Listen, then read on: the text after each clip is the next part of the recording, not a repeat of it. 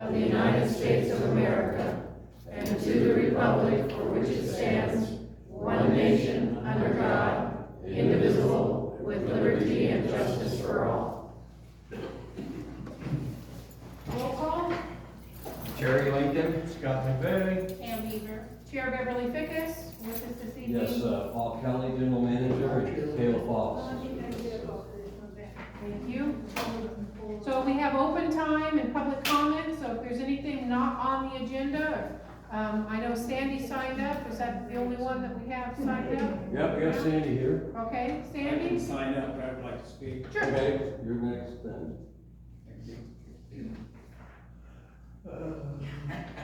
Sandy Winters is talking about car wash. We're gonna have August meeting, the 24th, 6 o'clock, Community Hall. If anybody's interested, please show up. We'd like to have you. Was that the 24th, Sandy? Yeah. August fourth- 24th. Yeah, Thank fourth you. Thursday. Fourth Thursday. Right. What's the date? I was just gonna say, that one was. And you have Steve Allen? Steve Allen, thank you. Can I approach the board, hand you a document? Yes. Is it just But I did document? give them all copies of You all have it. it? Yes. I brought extras just in case. So I'd like to take my 3 minutes now to read this into the book. Yep. Sure. And I recently experienced a situation at another agency where one of the board members interrupted me right in the middle of my 3-minute public comment, took my time, and ruled me out of time, so I just wanna say, I hope I can just have my 3 minutes to myself. I'm not looking for a dialogue, I just wanna read this into the record. Thank you. Dear board members, oh, Steve Allen, union representative for the employees at the district. I've met some of you before, thank you. I live nearby. Dear board members, it has been brought to my attention that Vice Chair of the Board of Directors, Terry Lincoln, made inappropriate and highly offensive comments about several members of this union during the board meeting on June 21st. I watched and listened to a video recording of this incident. The comments were directed against 3 of your employees, Bill, Chad, and Roberto, and included such terms as part of the problem, didn't do anything, and not working for 3 years. These comments were unexpected, unwarranted, and insulting. Certainly insulting to the 3 recipients. Vice Chair Lincoln needs to apologize for these comments, or, in my opinion, be censured by the rest of the board. If a board member has performance issues with a staff member, it's important to address those issues through the chain of command. In this case, performance issues should be addressed at General Manager Kelly for him to deal with as he sees appropriate. I do understand any member of the public can comment about anything, including having the right to make personal attacks and criticize your employees. However, elected officials such as yourselves, again, in my opinion, have a higher ethical duty and should refrain from such attempts. At any rate, the purpose of this letter is to seek your collective assurance that public criticism of employee performance by board members shouldn't occur. And I'm asking again, Mr. Lincoln, at some point, hopefully sooner rather than later, please apologize to Bill, Chad, and Roberto for the comments you made. That's the letter, and if I'm not at time yet, I do want to add that it would add fuel to the fire if we had a discussion about this publicly. That's exactly what I'm trying to avoid. So I'm hoping that perhaps your board could talk about this in a closed session at some point. You know, if you wish to respond back to me, writing, fine. If you wish to tell me to show up to here's a response on an agendized item, that's fine too. I'm open to any solutions.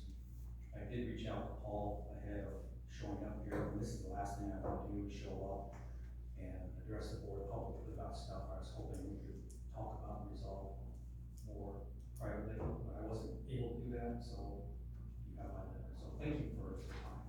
Okay. Thank you. Was there anyone else that needed to, during open time, to comment on anything not on the agenda? Okay, we will head right to the consent agenda.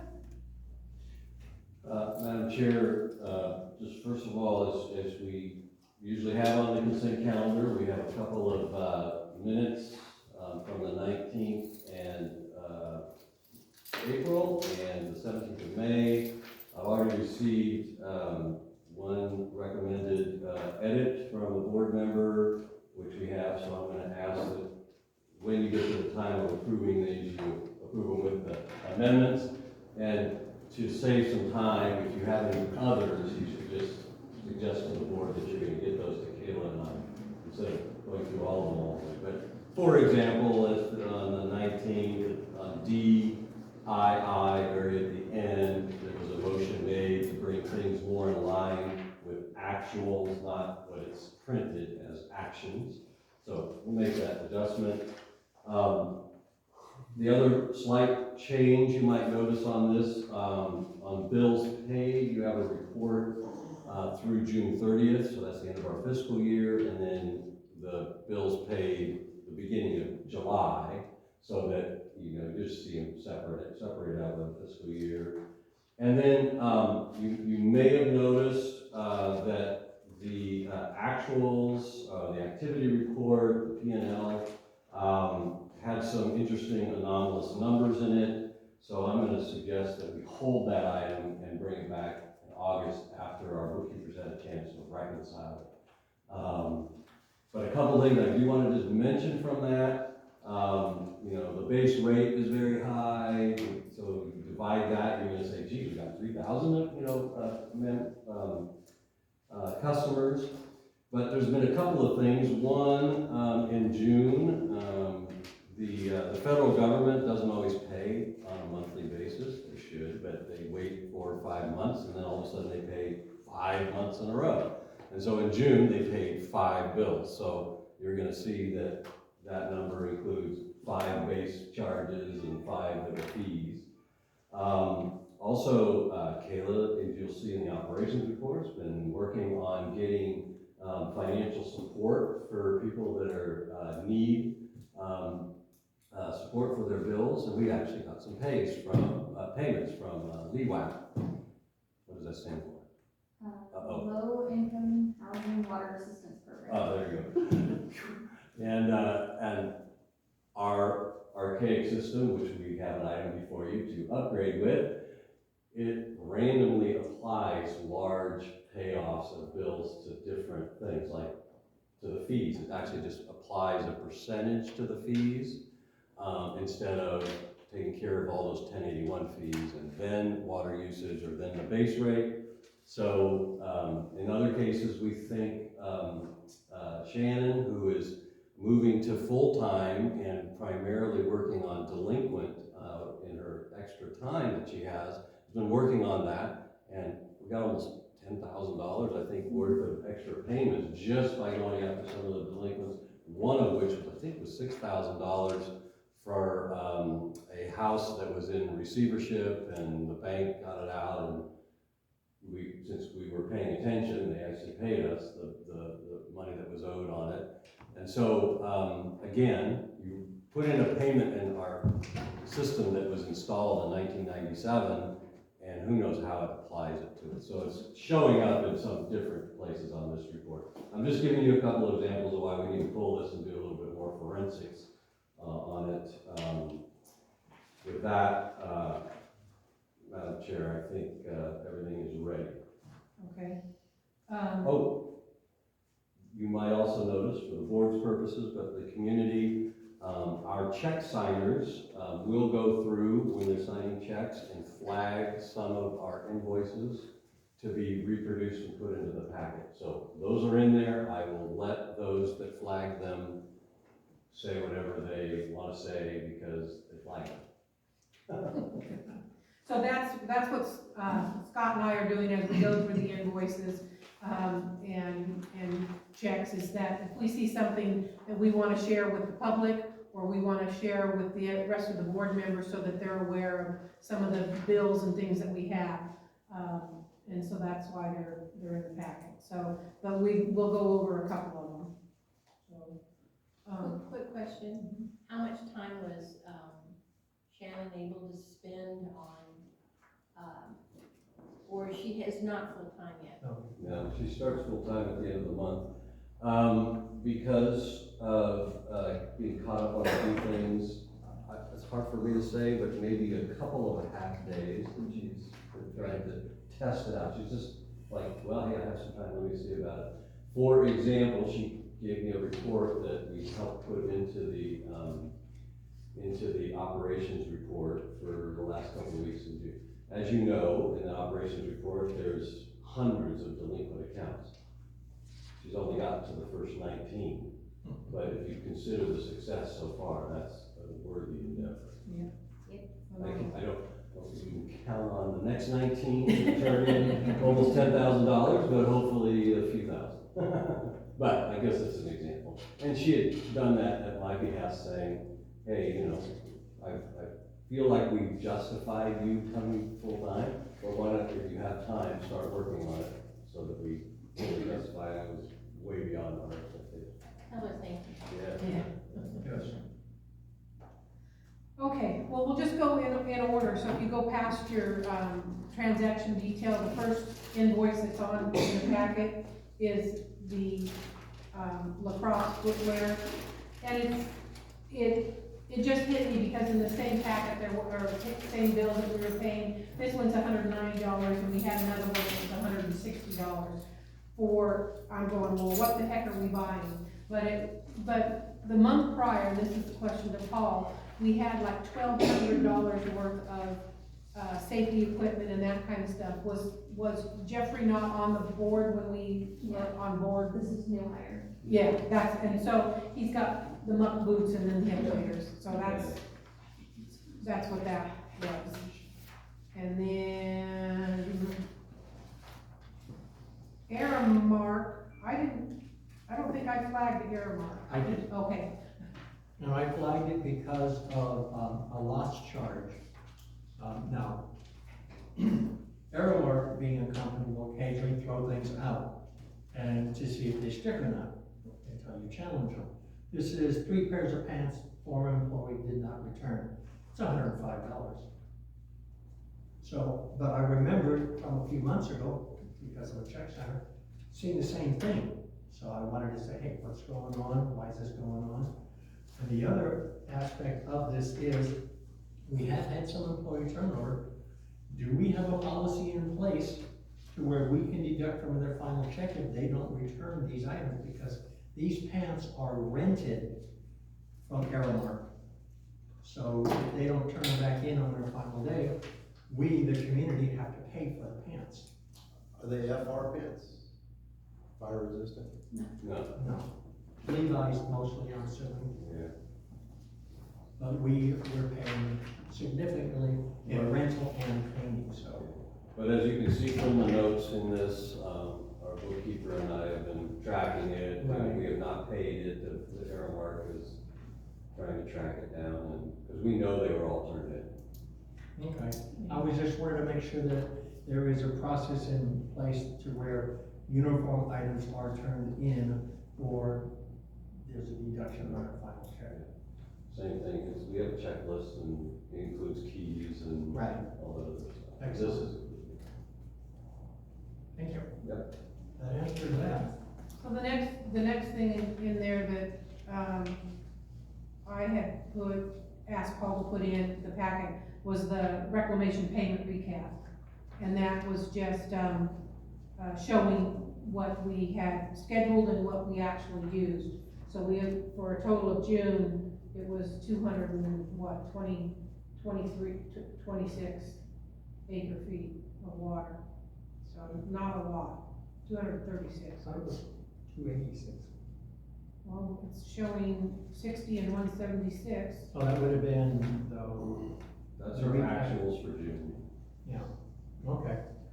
Well, you know, if you don't mind, because I think it could be instructive. I can't speak to how things were done in the past, but the way the Bureau works is by March 1st, you supply a schedule to them of what you expect to use water from March 1st through February 28th or 29th is the leap year.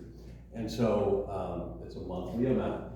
And so on March 1st, but actually subsequently, so every month you're supposed to pay the next month's scheduled amount and reconcile the previous month's actuals.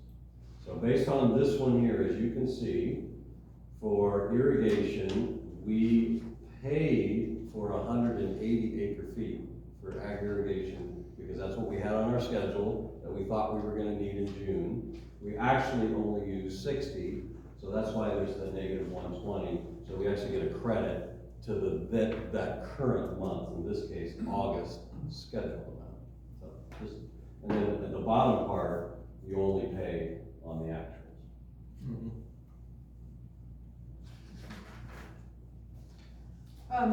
So the next item, and it doesn't matter who it was, it's the picture of the boots. And it's just something then that I think we need to be aware of. So we had someone we've got a boot allowance now, and it's supposed to be for work boots for the employees. So every employee gets $100 to go towards work boots. And they say they're work boots, but they're Western work boots. And so the reason this is in here is that maybe we need to put in the MOU a little clarification that they should be actual safety work boots. So it's just something to put in our things. Yes, Caitlin? I was just gonna say, they are comp toes, they are safety toes, they are technically a work boot, even though they're Western styled.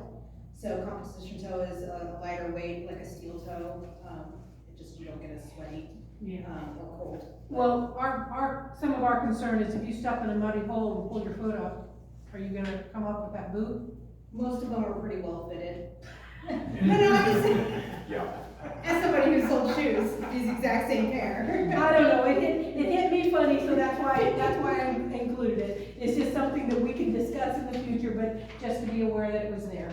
So, Caitlin, do these boots have like a tread on the bottom to keep Yeah. them slipping? They have, certain ones have a different kind of grip to the bottom. Most of the standard Justin work boots are meant for like universal work.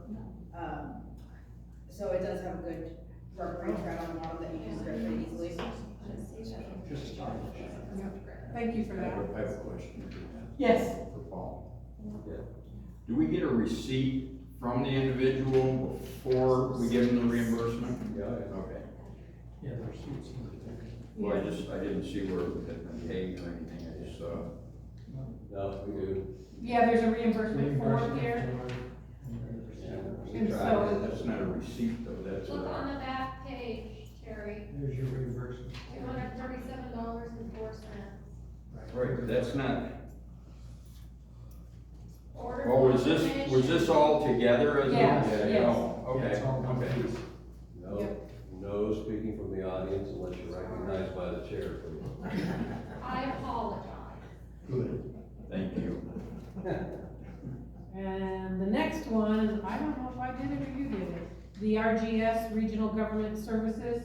They're the ones that we're under contract for the, providing some different services. You can see on the back, they have a kickoff meeting. So, this is two things. One, human resources, support, as well as, employee manual and handbook, support development, which, remember the MOU called out for us to actually have one for different elements in there, like nepotism and family medical leave and a few other things. And then they're also doing a, forensic is probably, what's the word? An audit of our payroll, that is super helpful. That's actually gonna help us when we go to the new payroll process. Should we expect this to be an ongoing monthly fee then? Yes. We I have, noticed we just signed some checks today. Yes, it's going to be, I'm like, It can vary I a don't, little bit. it's not gonna go up and down very much, but I don't think it's gonna go for the whole year either. I Oh, think okay. just, hopefully not. Temporary support while we get it cleaned up finally. okay, so there was another Airmark invoice. Did you put that in, the next two? No, I didn't. I don't think so. Let's take a look. Is this the last of our earmark billings? Yeah, I think maybe we were just gonna use this as an example that, we had put out, the contract with Airmark had ended. We've been with them for months after that. So I asked the staff to ask some different providers, and we've received what we think is both by the staff as well as our operators, a really good proposal from Cintas. And so I'm not sure exactly when they're starting, hopefully August 1st, and so we'll be transitioning to them, and it's for almost exactly the same amount total per week, and it is better gear. So I think it's gonna be better. I'm trying to remember if in the MOU, it was supposed to be a cleaning service, because we're actually renting product from the company. Well, So I was under the impression that it was simply a cleaning service and that the employees would provide the Levi's or the jeans, whatever it was, and then we would clean them. So when we found out that there was a rental fee also, it kind of looked a little different. Yeah, that was a big surprise to all of us. Yeah. So I don't know if that's something that's in the MOU that, or is this something that we should be adjusting? I can assure you it would cost many times more if we had a cleaning service for the individual employees' jeans. Without just Just to renting. clean, Yeah. so, Because they're gonna put a lot of extra charges of course they are. to protect themselves from damaging somebody else's property and a whole bunch of other things. They have control over this. And one of the nice things about Cintas is they actually have an agreement with Carhartt, so they're actually able to use Carhartt jeans. Okay. And I so, did see Carhartt, yeah. so Carhartt, and so that there's gonna be longer wear, better fit, and I think in the end, it's gonna be best. Plus, they're able to provide other services, plus it's just really good practice for the district to make a change every 3 to 5 years anyway. Curiosity, I don't wanna go, belabor this, but if an employee through the normal course of work damages the jeans, is that covered under the rental agreement? Yeah. So there's, if they wear out, they rip, whatever, It's on the Cintas, or It's in on this case, Cintas, Aramark to right. replace it. okay, So one of the other reasons really to go with Cintas is, Aramark uses some little like setup charges and yeah. a whole bunch of other different things that Cintas doesn't do. They're pretty much straight up. It's a little bit more per, well, we'll see when we get their bills, but they're a little bit more than the rate, but their service charge is like 1/4 of, What I didn't understand with Aramark, and we went over it once, but why were we billing 13, pants a week? because we have staff, by their job description, are on call. So they have a potential to be working at 6 or 7 days in a week. And so when you present that to a company like Aramark, which their calculation is, you need 13. So that way there are 7 available, right, for that week. Then the next, they're washing the other 6, they bring in the 6, they pick up whatever is soil, Sure. and they're rotating. But regardless, we're getting rid of them, I hope it doesn't say that, but if that's, I still don't get it, that's okay. I understand your point. No, it's 13, it's 13 a week. They don't have 13 No, each week, they only have the Right. 6 or but 7. 13 are tied up with that But employee. every But week, it's so then, the ones that they bring in each week to get washed, they go to the, correct, service to get washed, while they still have pants for that week as well. Then they come swap them out the next week, and they swap them out the next week. They never have 13 all at once. Correct. They're saying they're washing 13 pants every week. No, No, I the think that's rental. just the That's just the rental fee. total charge, Yeah. including the rental. alright.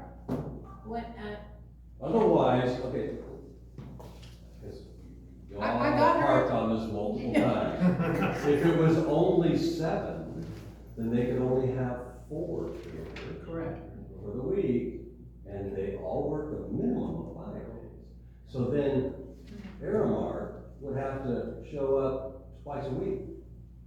And they would charge us significantly more to show up with their guy to swap out 3 or 4 jeans at a time. That's why there's bringing 7, washing 6, bringing 6, washing 7, Okay, once a okay, Well, that's, just so that you all know why we harp on it, it's something that we did not know existed.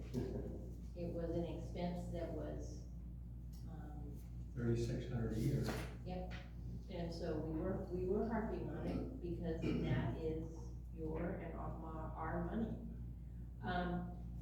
Has Melissa been able to get Aramark's, cause I know she's been really working with them and they've been not real cooperative, getting credit for the areas that she is working on, or is? You know, I believe Friday, we just got an email that we got some credit on something. Great. After this was posted, but we'll know that for sure. Tell Melissa thank you. so, I didn't put this next one in, which is the, I'm not sure if I did. I did you should put that probably in there, do it. Paul? We didn't put that one in there. It was black, this is just my reimbursement for the Aqua Conference. Yeah. And I might as well just say that, you know, there's no registration in here because I'm a past board member of the Association of California Water Agencies and the chair of the board. And so currently, they're still paying for past chairs registration. It saved the district about $800. The Quadient leasing, that's our folding and postage meter items, and. When does that contract up? Oh, no, she cringed. May, what, May. May of next year. Because we're paying property tax, not only the charges, but on our P&Ls, there's a line item for property tax that we have to pay, so we have to add that into the Yeah, cost. so, definitely, you know, our predecessor signed a lease that's challenging to get out. We have actually engaged our lawyer to ask her what we need to do. So she's advised Kayla on a couple of items. I will just say that we did outsource our postage and billing and folding this last month.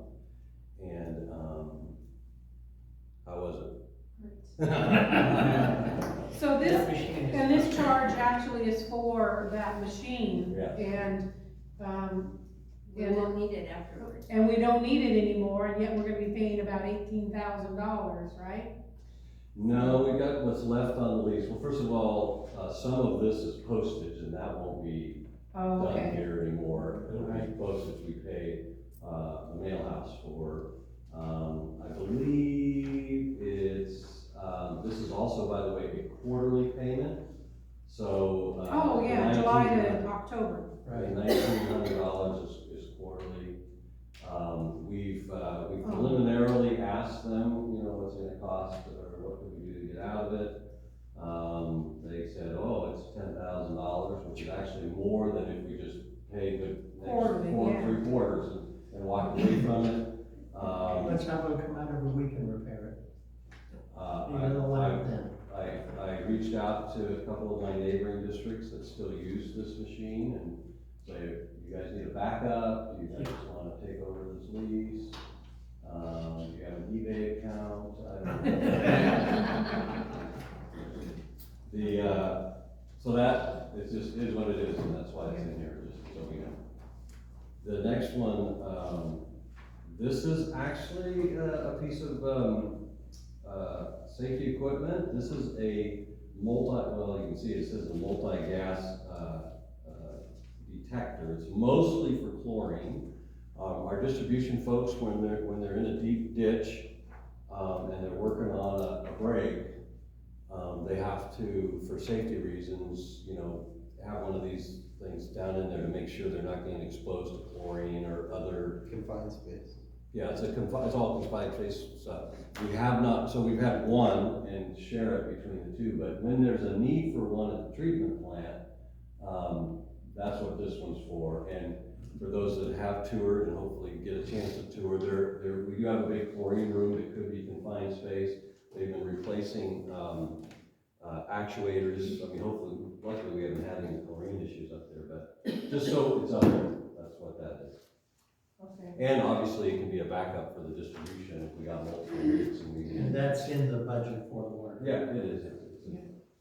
Okay, so that was it for the stuff. Any questions from the floor about any of this? Okay, so again, oh, no, we had one more thing, the overtime sheet. Yes. But that's under payroll. That's under payroll? Go ahead.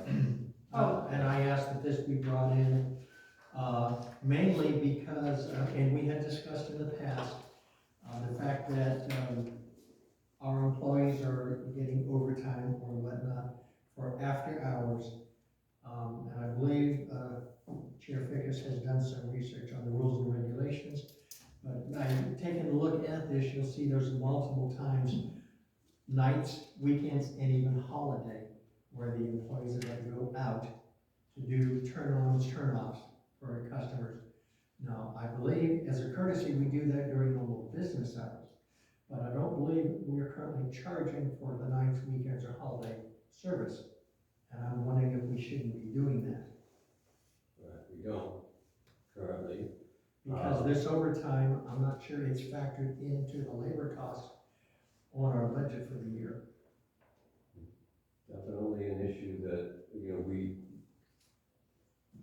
when you look at these, we seem to have some customers that are using our on-call staff to turn on their water. They take their shower, wash their dishes, and they have a massive leak, and they have not fixed their leak, so then they call the emergency line to have one of our on-call people come out and turn off their meter so that they don't use any more water. Right.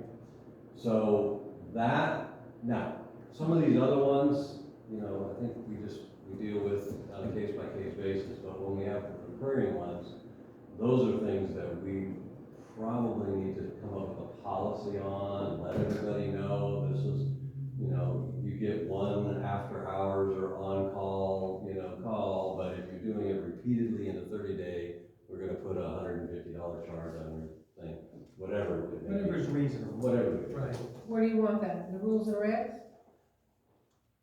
I don't know where it's supposed to be, but I believe it should be in that, and we could probably even update our shut-off policy to include something like that, but. Yes, Charles? Is there any fine to shut your own meter off, or any kind of penalty if you go out and shut your valve off on your meter? Only when it breaks and you use Yeah. excessive water, then you get billed. So for if it. if you turn it too much with a wrench or whatever, then you just have to pay that whole $17,000 meter fee? No, there's repair parts. Just the repair. Just the repair part cost.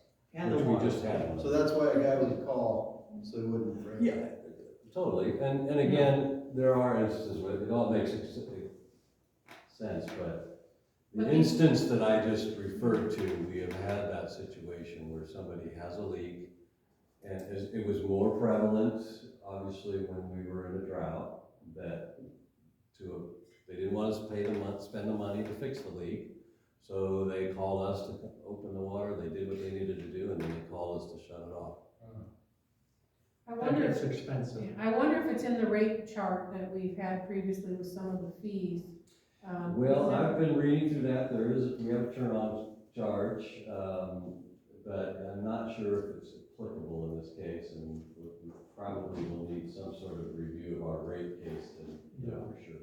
Okay, yeah, it's just that if we're using overtime to go turn somebody else's water on, and the guy's waiting around, and we're paying 2 hours, and it's time and a half, I mean, you're talking a good chunk of change to do this on the weekends, so.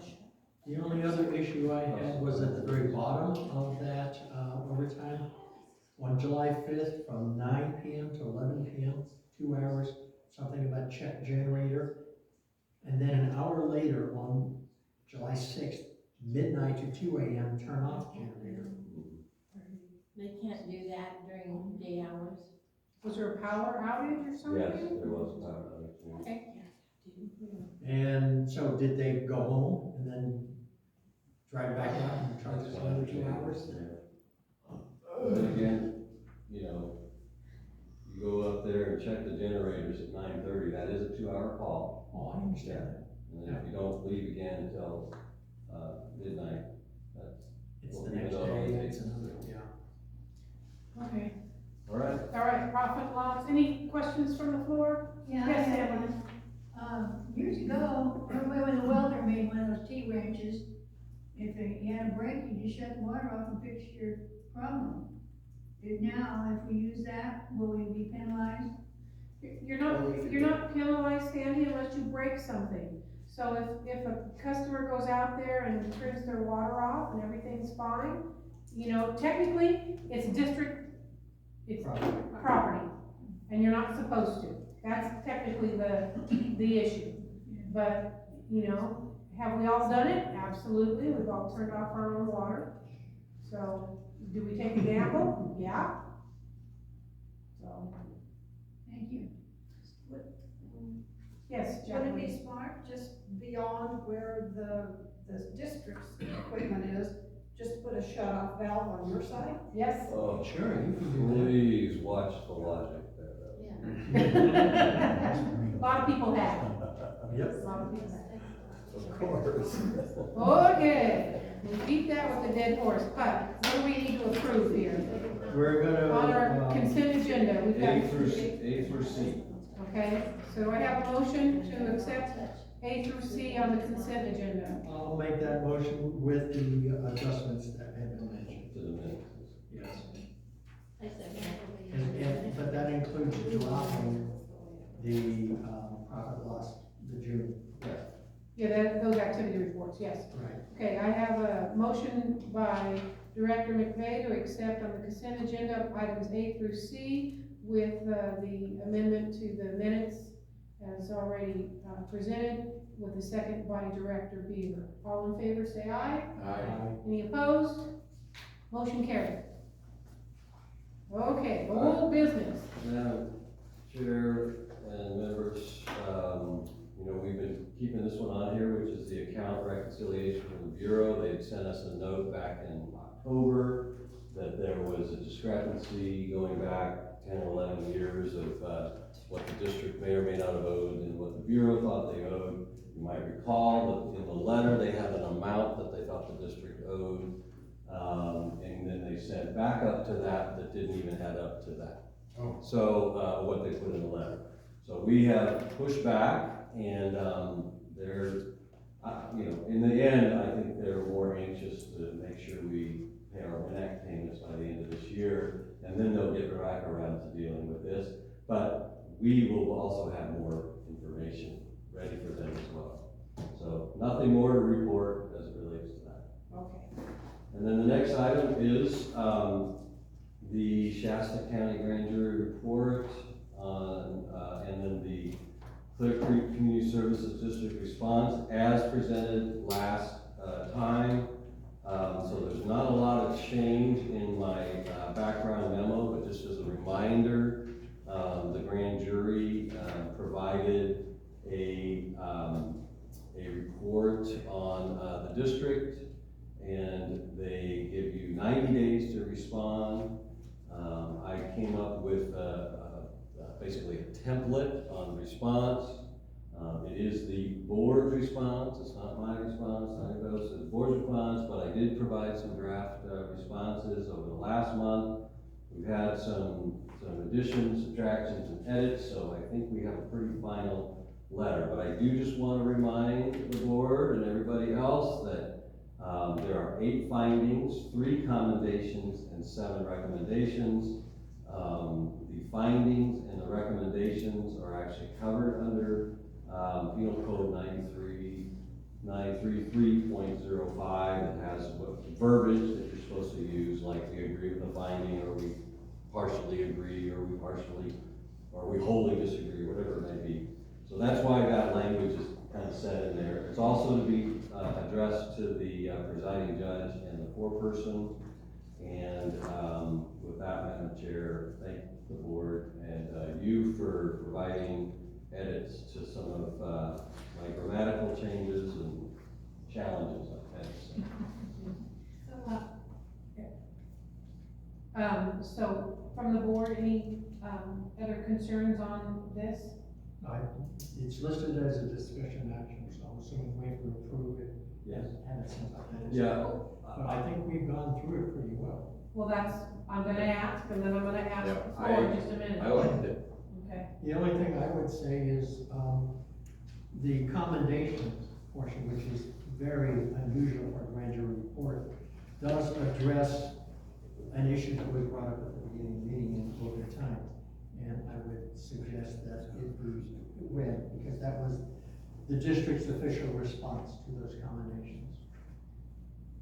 okay, so let me read that. C2 was the interim general manager and other staff who stayed and continued their service even under severe difficulties.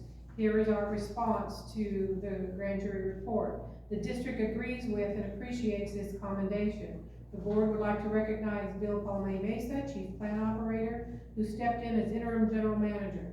He held down 2 demanding positions over the course of a year and provided dedicated service to the district. We commend him for his commitment to the district and community. The board also recognizes the efforts and difficulties faced by Robert Chacon and Chad Crick, who had to multitask job duties and faced long hours due to staffing shortages. Okay, anything else from here? I totally liked everything that was said. Okay, all right, from the floor, Emily. On C2, that you just read, Mm-hmm. didn't Bill step into that position for almost 2 years, not 1 year? No, No, just over a year, probably 14 months. yeah, It's something. 2020, For a while, because 2021, he came in, Skip went out in August, right, August of 2021, right, and he took over November of 2022, so just a little over a year. 15 months then. okay. Anyone else in regard to, well, okay. Sorry. So, on your response under R1, Mm-hmm, on the second line, then by the full board at, not as, a special meeting. I missed that, shame on me. And then, on R2, the response, that last sentence is confusing to me, I'm not sure we exactly said what we wanted to say. He's working on the updated policies for recommended for the board, yeah. So, do you mean for I'm gonna be- recommendation? To be recommended for the board to consider. Finance Steering Committee is working on the updated policies.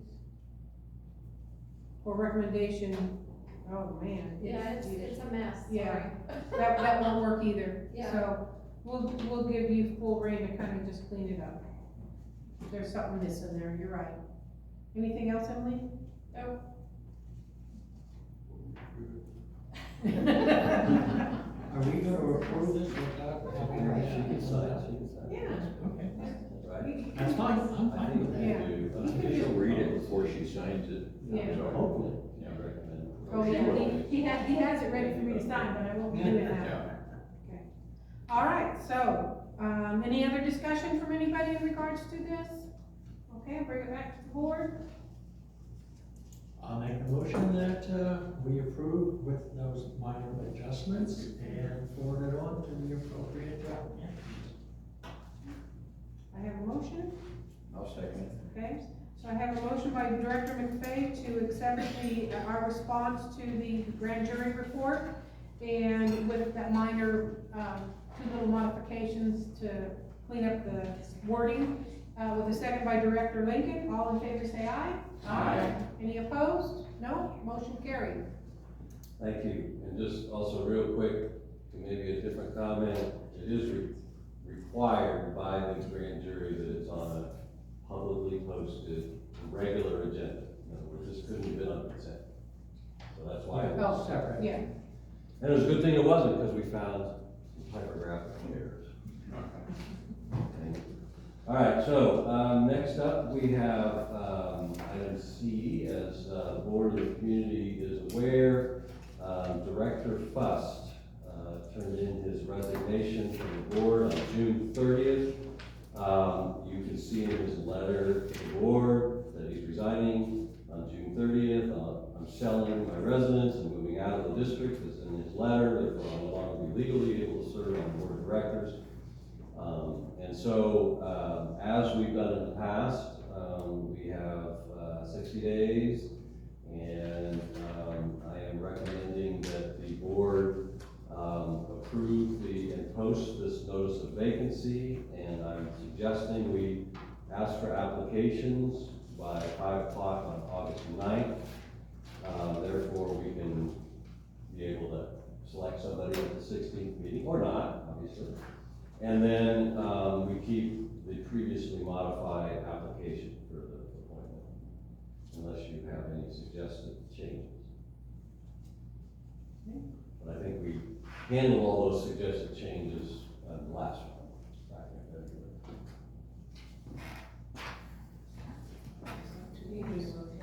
Yeah, we do, to accept his, resignation. I make a motion that we accept Irwin Fuss's resignation and post for the vacancy Yep. for future nominees. I'll second that. Okay, so I'm gonna go out of order for just a second. Was there any comments from the floor in regards to this before we vote on it? Anybody need an application? Yes, Sandy? Can I make a comment about Irwin? Absolutely. When he first moved to this valley years ago, he just jumped right into every committee and activity that was put before him. He was a very community-minded person, and everything that he did was for the benefit of the community. Whether it was a roadside cleanup down there directing traffic behind the store, or going to a conference. A lot of times he would try to go at his own expense. He did a lot for the community for many, many years, and I'm sad to see him go, but I know it's time. He's aged out, and I hopefully that everyone can show him some respect. Maybe make a little phone call or a card or something thanking him for his community work, and show that we appreciate what he's done. He did his best on that board, believe me. A lot of times he'd ask good questions and go up against the manager, and he didn't waste his time, I'll put it that way. He always was prepared, he always read his board packets, and he knew his agenda. Thank you. Thank you, Sandy. Okay, so we have the motion on the floor from Director Beaver to accept Irwin's resignation and to publicly notify regarding the vacancy, and a second by Director McVeigh. All in favor, say aye. Aye. Any opposed? No. Motion carried. In regards to that, folks, we do need someone to step up. So if you're not able to, or if you've got questions in regards to that, we'll be more than happy to explain, the commitment from it. But even if you can't, talk to your neighbors or somebody that might have an interest. I mean, would like to have somebody that has a little bit of knowledge of what's been going on, from the past, and where we've been moving to in the future with everything. So, talk to your neighbors. Would you like to restate that as a PSA to the video? I'll post something on Facebook again, but. I'll do a separate recording for that later. Yeah. Okay, Alright, number item D. D, this is new customer billing software, COSI. So as the board is aware, that one of the, significant challenges to the district has been, Fry's customer billing software, as referred to as Cubic. It was installed in the district in 1997 and no longer has 21st century functionality. And it definitely has served the district well, and I would say we really got our investment in it if it's been that long. But the district's already moved on from two of the other FRIES modules, one which is CHIPS, which was their payroll processing, and the other which was BUCS, which was the accounting, which all of us remember their activity reports over the last number of years and how challenging they were. So both of those software packages lost functionality, so you can imagine customer billing has done so as well. So for accounting and payroll, the district moved to QuickBooks. We're looking to take payroll and maybe use a different payroll processing, but basically still run it. So we did reach out to, and as the new general manager who's hired all new staff, they never complain about anything except for this customer billing software. And so I said, okay, you go call our neighboring districts, find out what they're using, find out what other people are using, and get proposals. We got some proposals. They sat through hour-long presentations by all of the different software companies, primarily Amston and CUSI came down to be the final two, so they spent a lot of time with them. And as I reminded them, they loved them both. I said, well, of course, when you're, driving a horse and buggy, that Ferrari is pretty awesome, right? So anything in it is good. So they all look good. There's a long list of things that I'm actually going to have Kayla kind of describe, since she was involved in that and taking their recommendation. But there's things like every meter will have an APN number and basically an account. So we can actually track when people have made their charges. So if you're an owner occupier, you're gonna have two accounts basically, but you can only get billed with the other one. But we have a lot of rentals that are coming and cycling in, and it's not really handled it very well in the past. It has a whole bunch of things like automatic liens, you can get reports on delinquent charges and all that. So I'm gonna let Kayla talk a little bit about that, but what I'm really excited about are a couple of things. One, we can go back and instituting ACH payments. Just about any of us, and we live in municipalities, they handle ACH payments well. Currently, the way the current software does, if you want the district to take money out of your bank account through ACH payments, you call us, you give us all your information, we put it in the system. When the staff goes to run bills, they run only the ACH list, they take that list, they attribute that they paid. Then 5 days later, our staff logs onto the bank account, our bank account, and processes all 152 payments by hand going out, having our bank go out and get them. So when I found that out on the second day I was here, I said, we're not taking any more of those ACH payments until we get this thing ironed out. So this will be a huge benefit that the system will handle that. The other thing, for financial savings, this does cost a little extra money up front, but it's actually less per year.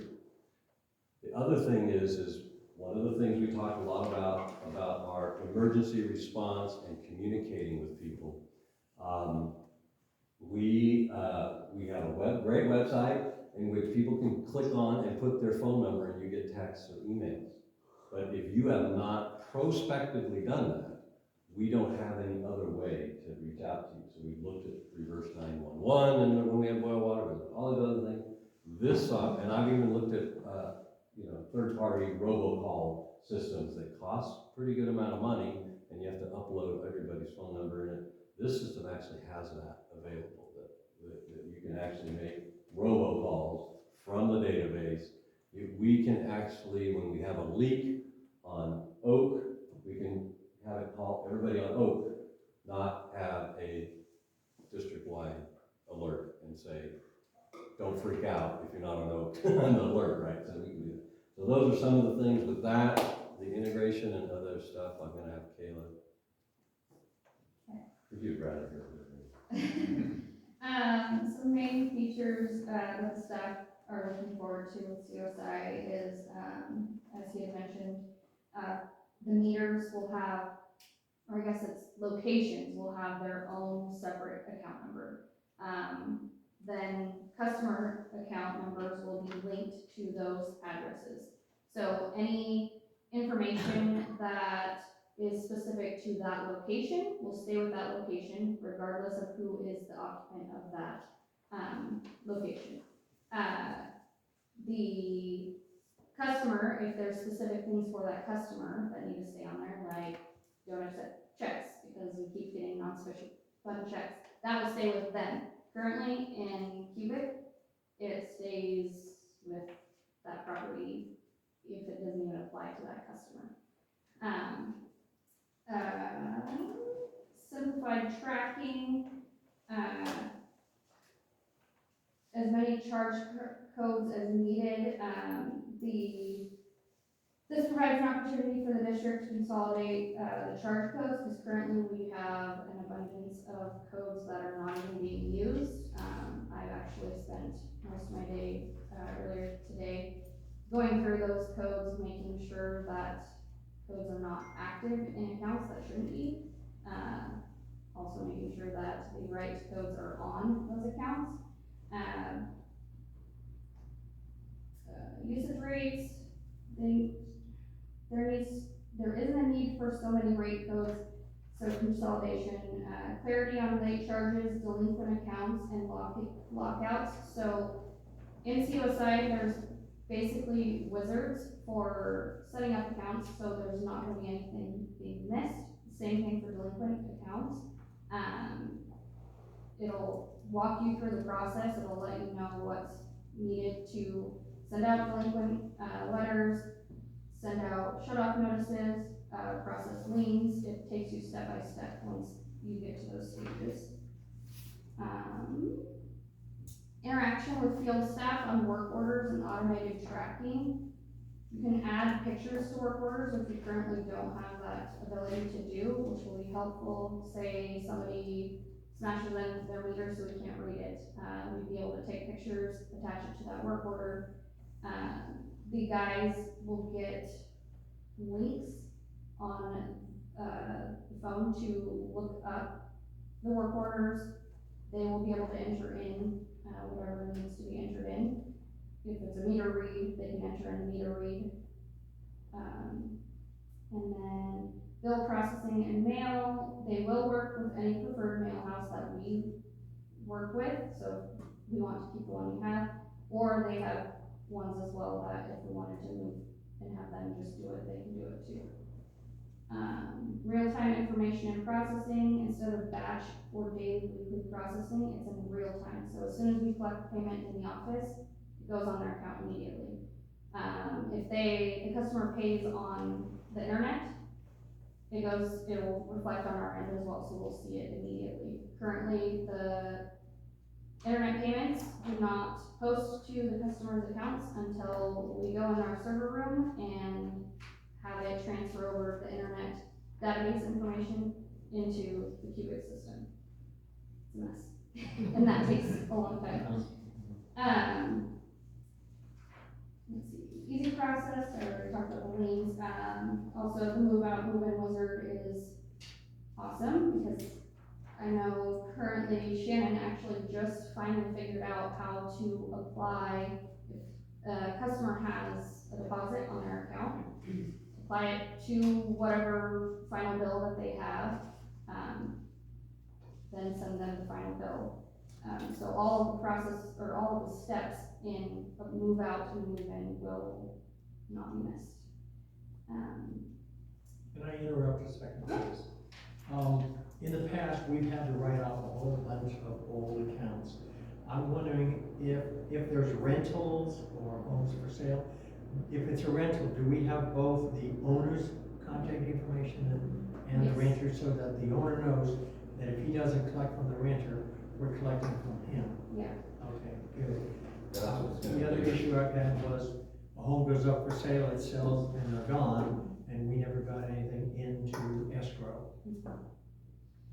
Yeah, so that is something we've actually talked about recently as well, is that, we need to contact, the local realtors. I actually spoke with the general manager at Rio Alto, and she says that they had or gain a good relationship with the realtor companies, so then they let them know, like, hey, this property in your area is up for sale, do you need to add anything on if they have, any delinquent bills? I like that. And the other, yeah, so this new system will make that a lot more available. The other thing that will help is that usually a rental has a first and last month, and unless we have a system to let the owner know that your renter is leaving with this big of a bill, it's been hard to track it down. Yeah, I also like the fact that all those meters that they have to read in person, that no longer writing on a piece of paper, and then coming back here and having the system, this will enable them to Yeah, input it right away. yes, yes, Yeah. Less chance of mistakes, whatnot. yes. Well, take a picture, write it in, if it doesn't seem right, you look back at the picture too, you don't have to drive Yeah. all the way back out. Reduced Visa and online charges, so I believe the max is 2.5%. 195. Yeah, it's 2.5 is the max, so if your bill's $300, you're only going to get charged the 2.5, it's not gonna increase. Enhanced online billing payment system and customer portal. Before you get to that, currently it's 3%. Yes. What the bank charges us, so that's it, 3% no matter what, whether you're doing a $10 charge or a $10,000 charge. So this is a lot better. Oh, so if your bill is only $50, It will be, yeah. It's $1.95. Yeah, there's a 195 minimum. minimum, okay, 195 minimum. I think customers will like that. Yeah. And we're not collecting that 2.5%. Right. It's going directly to them, they process it, so we're not having to tell the customers, oh, let me calculate your fee. Yes. It's gonna be, it'll already be. On the phone, taking a picture. Yeah. Yeah, if, in case people don't know, somebody walks in and says, I wanna pay with my credit card, my $100 bill. We charge them $103. $103 actually comes to our account, and then we have to reconcile it and take $100 attributed to their account and $3 to give to the bank or whatever the Merchant processing account, fee. whatever. So in this case, the $100 goes, attributes immediately to their account. The processing fee is taken care of outside, so we don't have that accounting paperwork. That's another blessing. Yes. Enhanced online payment system and customer portal. Currently, when a customer logs into their account from our website, the only option you have is to pay your bill. So with this one, it'll actually show payment history. So if they ever need to go look up a previous payment or a previous bill, it'll also show usage history, so they can see their history of usage. Also, we have the ability to communicate with customers on their customer portal. So say we have somebody that has a past due amount, we wanna send them a little message, so as soon as they log in, it pops up. As soon as they log in, hey, you have this past due amount, pay your bill. We also will get an admin login for that customer portal, which will provide reports on daily, weekly, monthly, whatever you prefer to run a report for, but it'll tell you how many customers have accessed, how many customers have paid, their bill, what type of payment they used to pay, so that's really nice, that'll help with some reporting as well. E-billing is possible as well. COSI mentioned that, we asked them how many of their customers have a high, like what's their high amount of people that sign up for e-bills, and they basically said that they promote it as much as possible, so when they go and log in or create their customer portal account, it'll prompt them to say, hey, you wanna sign up for e-bills, so then they receive it via email. You can request that it be sent to you in a text message if you want, email, or, paper, whichever you prefer. The customer can, make it however they want them to receive their bill. Question along those lines, Sure. as they go in and create their own portal, is there a way for them to have to put in contact information? Because there's a lot of old contact information out there. Yes. It'd be nice to be able to update that way. Yes. Will we be able to take that information and integrate it in? So that It it's not should manually? automatically, so anything, so say a customer gets a new cell phone number, if they update their cell phone number in the customer portal, it's gonna update it in our system. So That'll then make we'll- contact Yeah, much easier. it'll never be different. Good. Yeah. COSI's customer support for the district, so if we're having any technical issues, they have a web chat or a real-time chat option. We can call in. We asked some other districts that are neighbors with us, some that are also further south, how their experience was with, their customer service, and they said they have a very good response time, usually within an hour. The chat, they have, I think, 24 dedicated technical support people that are there to help, all their customers. Emergency broadcasting can be via text, robocall, email, or, printed. If the customer prefers a robocall, they can mark that on their portal. If we want to make sure that a robocall gets sent out, we can also, do that. So more opportunity for alerts and stuff to be broadcasted to the entire community. Training video modules are free, so if we have a new hire, they have the ability, it's called COSI Academy, Training Academy. So there's a bunch of videos that we have access to if we need refreshers each year, or if they have anything new in an update, they'll send us, or we'll be able to have access to that. Payment arrangements are going to be captured in the system, no more binder on the desk. And the good thing about this as well is that if somebody has an alternative payment agreement, that's gonna show up on their bill as a separate line item. This is how much you've agreed to pay per month. So this is your payment agreement amount that's due, plus your current amount that's due.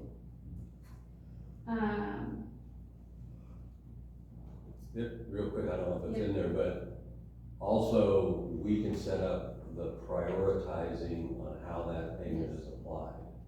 Remember, currently the problem is we got all these cents on things that are supposed to be a dollar Right. fee, right? Well, because it's a percentage of the payments, so this way we can say, you know, if you owe $500 and you're paying $100 a month, then that $100, the first 1081 will get taken care of, and then your base rate, and then, you know, your usage, so that whatever we decide, but that'll probably be our way of prioritizing it, right? So right now, it's random, or just percentized. Now Yeah, we I can, can't even figure out how. and we still can't figure out the percent. I just had to actually clean that up. Fry did give us an hour of training, for Shannon and I, and one of the things he showed us was a payment adjuster, which basically, because it's applying payments to whatever rate code, some of them are even inactive, it's showing some rate codes have negative amounts. Instead of paying whatever service abbreviation has an actual amount due, it's paying it on usage instead of paying it for everything. So I'm having to spread out those credits, even though it's not a credit, to service abbreviations that actually have balances due. So, The other thing too is the previous item, you can tell one of our directors of HR, right? If we have turnover training, I mean, one of the things that it's been so long since anybody's had any formalized training on fries, there's no institutional knowledge here. And so there's no like SOPs, there's none of those other things. So this gives us a chance for that. And the other thing about Fry's is that, you know, when we call for support, they're gonna say, well, you don't have any, so we're gonna charge you a per hour rate and all the rest of that stuff. So the online chat is not an added fee, and we can schedule it. And then if they have a free portal for education, that's great.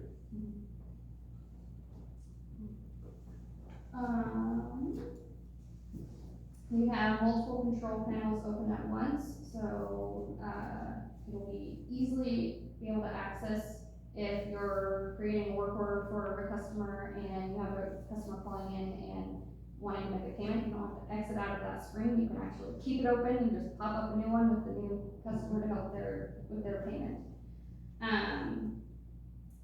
You can use the web portal for communication with customers, I already went over that. You can track backflow testing, in the system. Bilingual billing for all customers as well. I know that's a huge thing. And, yeah, that's it. Sounds like we're moving to the 22nd century. Yeah, out of the 19th into the. And there's a way in there to put the 2 dwellings on a Yes. bill? Okay. So just the final thing I would just say is, on the financial side, you know, the total cost of it is in here. Since it's for the 32,000, even though you've known about it and everything else, I felt like full disclosure should go to the board and the community, so they know what we're doing. We have got them to say that, you know, we're gonna pay a third, at the time that we contract, a third when they've completed the data conversion, and then the last third when they're fully functional. So a lot of these charges in here are the data conversion and all of the other installations, but currently we're paying Fry's about $7,000 to $9,000 a year for the yearly fee. This one is $46.75 yearly, so it's significantly less. Obviously, we're going to save money on not having to buy a robocall, you know, system. So this is the other thing too, is we are spending a little extra money. They do have an option in which we can have all of our system and data on the cloud. And I decided that it would be better to have it here in our office. As a matter of fact, we had an internet outage just last week, and we had 3 or 4 customers come in and wanted to pay their bills, and because the current data is here, we were able to find it and see it. So we are paying a little bit extra for that because I think there's some value there. We're in an area where power outages and internet outages are a little more occurring than most. So with that, Madam Chair, we recommend that you approve and authorize my signature on this contract to move forward. And it'll probably take a couple of months for it to get implemented. So I have a couple questions, but anybody else? I do. Okay, go ahead. Nope. Okay. Is there a specific line item in our current fiscal budget that addresses the 32,000? So yes, there's actually 2. There's one in which we underestimated the amount, the installation of new software of 15,000. And then there's another line item of 15,000, which is for the licensing, and that will be the ongoing item, which will be less next year. Right. So we will, if this stays firm, in other words, if our final bill is what it's gonna be, we'll need to make a budget adjustment of a couple $1,000. Yeah. Most likely. And the reason I ask it is our current fiscal budget zeroes out. So no profit, no over expense. So I just want to make sure that we're trying the best we can to do it. I think the program is essential, but I also have to be fiscally responsible. Yes, I think based on the activities of our account clerk currently with the software that she has in front of her, success, this is only going to magnify it. just remember, there's, money that went into reserves to zero that out, so that we, you know, we still are less expensive than projected revenues, but that's part of our conservative, budgeting, so, yeah. Well, not only that, is we will become much more efficient at what we're doing and recapture some of the money that we have been missing. Oh, Anything else? So to piggyback on that, because that was my question too, are we budgeted for this? So how can we approve this without first amending our budget? well, first of all, the first two payments are within our budget. And so we would not necessarily bring any adjustment until the quarterly adjustment. So that's why. Because it's just a suggestion that we can change. Adjustment would happen then in October.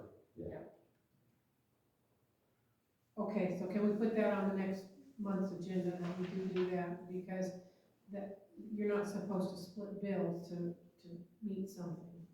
So, you know, so that just bothers me a little bit. So if I don't know the technical term for it, but it's, I think that's not 100% proper. Galen, do you know? I don't. Any other financial people out there know that answer?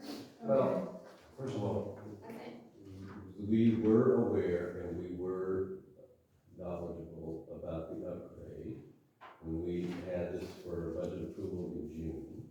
We did not have, we had not selected, and we did not have an exact amount. So the approximate $30,000, 15 for the sort of initial costs and the other 15 for the ongoing cost was a guess. And so I think my recommendation is that you move forward with this, you get this thing going and installed well before we make any payment that goes above what we had budgeted. We will have had a budget adjustment in front of us.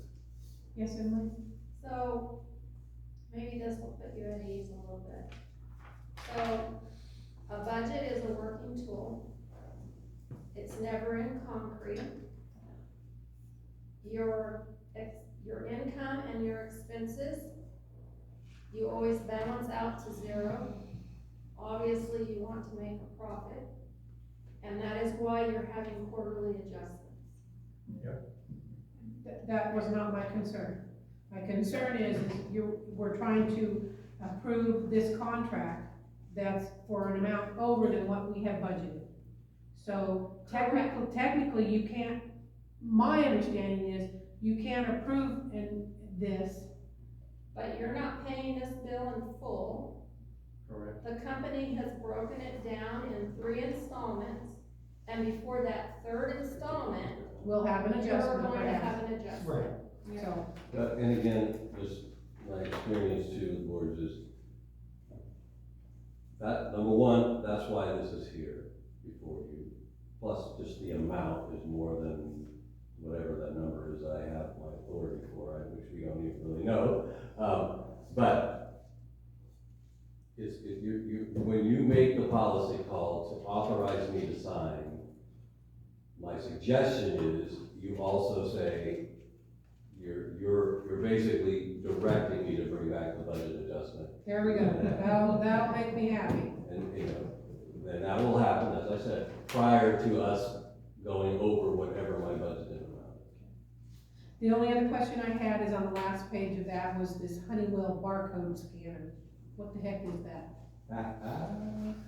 Go ahead. It is, so on the bills, we'll have a barcode, so you can scan the bill, and it'll bring up that account immediately and apply the payment. And save time. Wow. Market the district. Just a little faster. Market the district. So, yes, this is really a key attribute that I believe in. So, that barcode has the account number and the amount owed. By the way, when you pay your property taxes, this is how your property tax collector does it. They run that thing through the barcode, and they say this is attributed, And then when they go and reconcile, if there's any check number that's different, then they go back and exception out, like you owed 100 and you wrote a check for 95, they'll exception that out and process it differently. So this is, No wonder they're so excited. Well, it's gonna Okay. free them up to do other things. Yes, exactly. Okay, so any other questions for Paul? Let's do it. Anything from, any comment from the floor in regards to this contract at all? Okay, thank you, bring it back for a motion. I move that we instruct our general manager to forthwith sign the agreement. CUSI. Yes, thank you. And to direct the general manager to. Sign the agreement with CUSI. and bring back a budget adjustment. Bring it back. Okay, yes. Thank you. Thank you. Did you second that? I did. Okay, so we have a motion by Director There we go. McVeigh, seconded by Director Weaver. All those in favor say aye. Aye. Any opposed? Motion carried. Smile, Caleb. Oh. Tell Melissa to smile. You're gonna be doing a happy dance. Yeah. I think we'll be a little bit of headache before they get to the happy dance. I already started the headache. I've done some conversions, and it is a major headache. Yes, it I'll is. tell you what, the joy on the back end is unfathomable. All right, next one is committee assignments. Since we've had a vacancy, the chair thought we should make some assignments.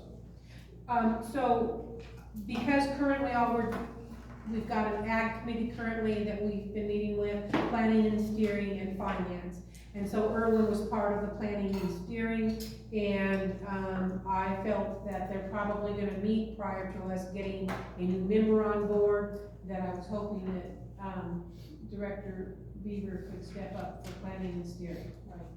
Okay, so we need a motion, or we're just Yeah, accept, okay? just, if you don't mind. Any other vacancies? Do we want an alternate on EAGSA? Or since I'm the only one in agriculture, no second, no alternate? You could always wait until we get a new member. That's true, I'm fine with that, but I do plan on having a meeting next week, Yeah. so. Oh, and then the other thing for the community, one of the things the grand jury recommended was that we have 2 committee members to serve on planning and steering, and 2 community members serve, on the finance committee. We haven't come up yet with a way to, like an application, we haven't come up with how we're going to select, 2 committee members, and whether or not it's a year term, 2 years term, or what, that may take a little bit of work in getting to that. But we have a lot of nice finance people out there that I think could assist. A lot of you are still working, so that makes it difficult to, have little evening meetings, but, I hate to interrupt you, Madam Chair, but that's really a conversation for the next item on the agenda. oh, there's an extra. This one is assigning or not people to a committee. Okay, there we go. And you made the assignment. Okay, and I need a motion. I make a motion. I second. Motion by Director Lincoln, seconded by Director McFay to select, Pam for the planning and steering, leave the rest vacant at this time. Okay. All those in favor? I think I need to go home. All those in favor say aye. Aye. Any opposed? No? Motion carried. Thank you. All right, so this one is the administrative policy. The board has seen this in the past. We decided, I think it was in May, not to approve or do anything with it until we dealt with the grand jury report, mostly because we knew that there was some recommendations by the grand jury. And so I thought it would be timely while we were responding to the grand jury to just have a little touch-in on a couple items looking for direction from the board. As, even though it was not part of the previous item, but as the chair mentioned, the grand jury report suggests that community members be added to standing committees, And, so I'm asking to make sure that the board, give us direction. And the us is your general manager and your volunteer who's helping to draft these. What you think would be a policy on that? Should there be an application? Should it be for 2 years? Should it be, 2 members or 3 members? I don't know, so that's one thing we're looking for. The personnel committee has been recommended to be removed from the standing committee. I think just to reconfirm that that's what the board's desire. Now, we have taken advantage over the last 4 months, some special meetings of the board acting as the planning and steering committee or acting as the finance committee. The finance committee has had its own meetings, and the planning and steering committee had its own meetings.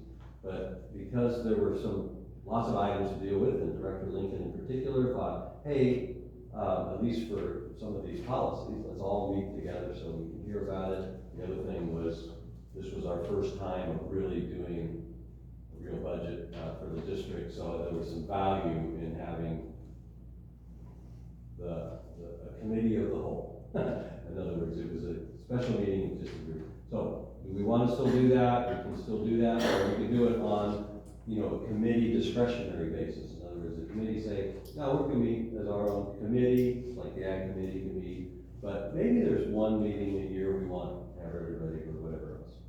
And then, it's come to our attention that we may or may not have a very current procurement policy. And so we could potentially put that in here as well, or take direction to bring back separately. And then item number 4, which is really key, you might notice that the current practice of the district is to do minutes verbatim. That is an excessively arduous task. Fortunately, we were able to find a transcribing little thing in our Microsoft account, and so we can transcribe these. But my experience is all districts really go with action minutes. So in other words, you identify the name of somebody that speaks to an item, maybe their comment like we support it, we like it, or we don't like it, or something like that. Then if there's any germane comments, and then you have your motion, your second, and your unanimous. And I think there's some opportunity here, being that we actually found a flash drive that's a terabyte. So we think we could probably store the audio files safely for multiple times. So one thing you could have in your administrative policies is minutes are gonna be action, and recordings are gonna be kept for 3 years or 5 years. Currently, Brown Act says you only have to keep it for 30 days. So we could just assure the community that you're gonna, and then you got your video too. So that's just something that could, if you really want to see a quadruple smile out of my administrative assistant, you can. Well, the one thing that we do have to say is, maybe the Brown Act says that, but one of the complaints or criticisms of us is we did not have our minutes done for the whole year, so we have to keep them. We have to keep them at least 2 or 3 years at least. Totally. Yeah, I think 3 Yes, is reasonable. totally agree, and I think, the action minutes, they should be kept forever, really, and that kind of thing. So I think, of course, now you can, on electronic, you can have both your on-site, we can start putting some stuff on, figure out sort of cloud storage, policies or ways of doing things so that if there's ever a fire, you're not gonna lose everything. So that's part, I'm trying to think ahead, there we've got storage cabinets and stuff. So there's some things about that too, but, so that's why this is here, just a little bit of feedback while we run back and start working on updates and get it back to you maybe next month or the month after. I think, I would like to go through them 1 through 5, and each of us. I'd like to do it in a separate meeting like we did the last one, and go through the proper procurement and this at the same time, 'cause Yeah. I haven't had time to read this. That's, yeah. I think really, yeah, I just was looking for, should we have community members on our committees? Yes. Yes. How? What do you think on how? Well, I can tell you, the previous board did not like when the CAC was formed because, Yeah. because people just stepped up on their own. So, I have no problem with whoever, but I guess there has to be some kind of a process in place, but. I think a year is, Minimum. just a year, because then the new person can say, I can do a year, and not be afraid of it. Maybe the Thursday CAC committee could go over this and submit their people, you know, through the volunteer or whoever it is, to set the CAC. Do we want volunteer or do we want applications? You mean the HDCC? Yeah. Yeah, Jackie, you guys having a meeting tomorrow night? Yes. So you can ask about how you think, you know, I think some kind of an application is going to be helpful, just so that we've got. Well, we at least need their name, their address, their phone number, and their email. So it'd be nice to know if they've got any financial background for the finance Yeah. committee and any intelligence for the board or for the policy and. It includes the agriculture committee too, though. Well, you know, members of the community. Yes, Emily? I agree with Director Beaver. I think a year, it's really hard to get people to volunteer long-term. 2 years might scare some people off, but if you think a year, I think you'll have more people willing to step up. They could always renew if, you know, when the year is up, they could say, you know, Can I extend it? I'm willing to serve another year or whatever. Or reapply or whatever, yeah. Well, it looks Yeah. like when we started the Happy Valley Citizens Committee, I mean, we had, how many of us thought would go to this? Right. I mean. None of you sitting up there, I'm sure. But the fact is that, you know, we thought, okay, we're in it for this year, Right, Yeah. and then the next year, right, and then the next year. right. So, And now you're on the board. Yay! 4 years. Thank goodness. Totally Anyway. excited. I'm so happy because, thank you for doing it, thank you for your service for sure. Okay, that's good feedback, we'll come up with an idea, maybe we'll just make it a one-page little. It could be very similar as like the board thing, very similar to, Yeah. like the Don't board. worry. We had a bunch of issues when we talked about it the last time. I wanted to go back and find those and, Notes, okay. yeah. Okay. So let's go to, number 2. I have a quick question. Yes. Yes, Jackie. Tomorrow night at the meeting, is this okay, applications for these different committees, is it for the finance, personnel, ag, and planning and steering? You want somebody on each one of those, or 2 or 3? Probably not personnel, but the Okay. other 3. The other 3, okay. Okay. Yes, Emily? Just a clarification for Director Lincoln. The general policy was redone based on what your recommendations were in the meeting that all of you attended. And those corrections were made. It was presented again at a general meeting, which I believe was in May. May 17th. And you guys went over it again with a fine tooth comb, and those corrections have also been made to this document, and we were going to vote on it at that meeting, but the, grand jury thing had just come out that they were gonna like post it the next day or something, and so you didn't vote on it, put it on hold to see what their recommendations were gonna be, if we wanted to add anything to it. So the past Director Lincoln, I believe, we handled all of that, and now going forward are these new suggestions of what we wanna add. Would you agree with that? I think that's a good characterization. We're taking advantage of some knowledge over the last couple months. One, the grand jury recommendation, which I think was very prudent of us not to adopt and add no policy back then until we dealt with that. Right. And then really the minutes issue is probably another one. And my way of making you go back and make sure you look at the back page, which is our recommended, records retention schedule thing that somehow fell out of the last, admin, but was in years ago admin policy.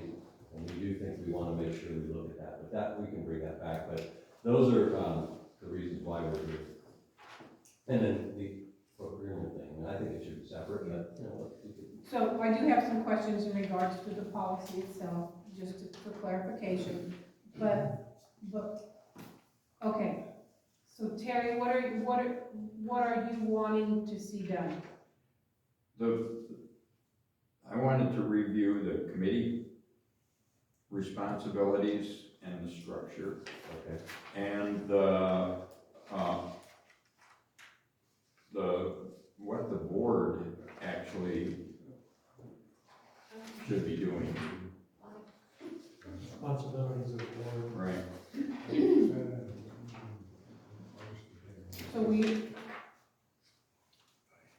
So okay, finance ad, Well, that's good, we got that down. Okay. We'll do that. All right, so let's I mean, look, listen, the next version is not gonna be like, approve it, right? It's gonna be taking this feedback, adjusting it for our next meeting. Right. Remember, we don't wanna spend 3 hours going over this. okay, so the personnel committee has been recommended to be removed from the standing committee. Is it still the board's direction? My comment, I waffle, so you know that, and so I waffle back and forth. What might make me happy is if we say something to, the effect of, I wrote it down twice. From time to time, a personnel committee will be formed at the discretion of the board. I just don't want to see it lost. What's your fear of losing? Oversight. Yeah, What are they responsible to be oversighting? the MOU, for one example, is that you had stated, see, I don't want to air that dirty laundry here. I feel that part of the board should be part of that MOU process. And you had kind of indicated that you wanted it just for you to oversee it with not a board member to be on that committee. So if we lose that, it's gonna be hard to get it back. Because any other, if you were gone, somebody else comes in, well, it doesn't say that the board is gonna be part of it, so it's not part of it. So if we have something in there that says that we will form it from time to time maybe, or you do leave and now we need a personnel committee to go through the application process, or whatever, that it's in there that it can be just reinstituted fairly easily. It makes sense to a certain point. Well, give the language to Emily and figure out how to put it in. Okay, So I have a question. yes. Well, it's fine, if that's what the board wants to do, it would be at the board's discretion, they wanna do that. And just be careful what you ask for. So my question is this, when the MOU got revised, you worked with the union representative, right? And then at the end of all that process, did you not review that with the board of directors? Multiple times in closed session, yeah. Yes. Okay, I am the board's agent because I am not covered by the MOU, correct? okay. So, instead of instituting a personnel committee, how about we make a statement in here that future adjustments to the MOU will be discussed with the board of directors before being finalized. That's not even necessary. Yeah, and it's not just the MOU. It could be the application process for a new general manager. It could be something else that may crop up somewhere, I just don't wanna lose that personnel committee, because somebody else coming in here was saying, oh, we don't have one, I get to do it. But if we have something in there at the board's discretion, we can reinstitute a personnel committee. I guess we could at any time anyways, we could just say, okay. You don't even have to have it in there to do it. Right, But right. if you want it in the administrative policies, that's fine, we'll figure out how to do Do it. you want just a personnel committee at some point in the future, if a new general manager is to be hired, to just review the applications, or should that not be a closed session in the entire board?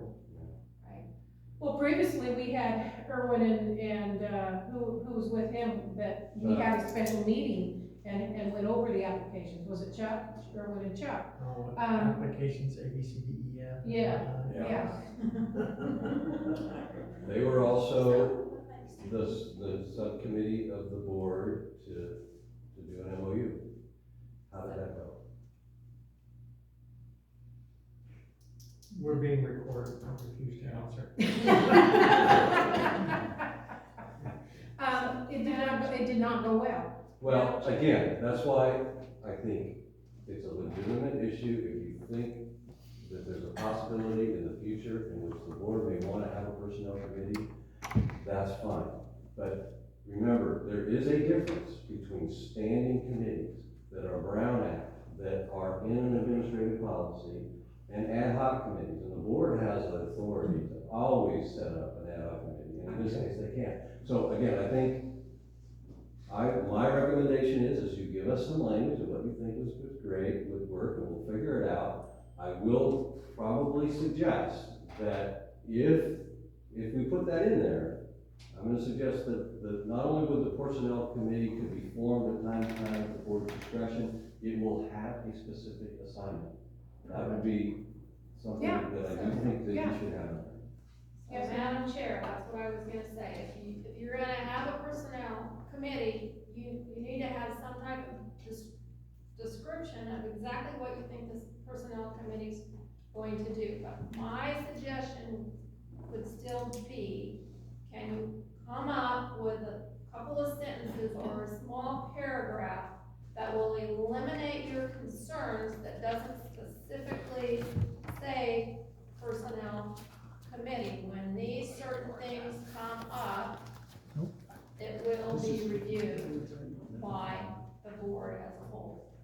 Just think about that a little bit. Okay. All right, I have just two other things. So the board meeting with your proposed items on page 2, you talk about keeping the recordings for XX years. So we have to decide what we wanted with that, and you thought it was 3.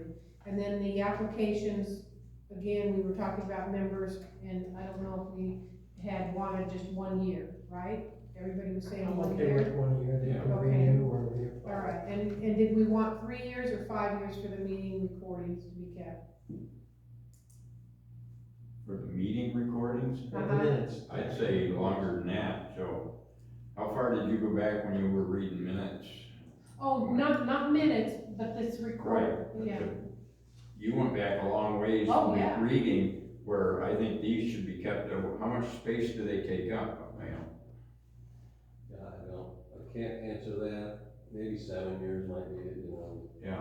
Okay, Yeah, better than longer than 3, yeah. okay. I mean, it's not, it's for the rest of you, that as we have begin to untie the knots and begin to make us a very better flowing organization, we had to go back, I won't say we. Bev went back and would read all the things that we said that they said that they were going to do and never got done. And finding out things that, I mean, they were of great benefit historically for us to improve and know the facts that we were not aware of. So I kind of agree with you, Terry. 7 years, even if we just take them and put them in the cloud, at least we could have that information. Okay, page 4, the expense reimbursement, travel and entertainment. It says, refer to the current employee travel guidelines and reimbursement policy, and the director compensation and the expense reimbursement policy on file. Where is that? And I want a copy of it. Well, it's sitting on The general company, manager's desk, and it hasn't been finalized yet. so that's the compensation and expense reimbursement policy? Yes. Okay, that's the one that they approved last year?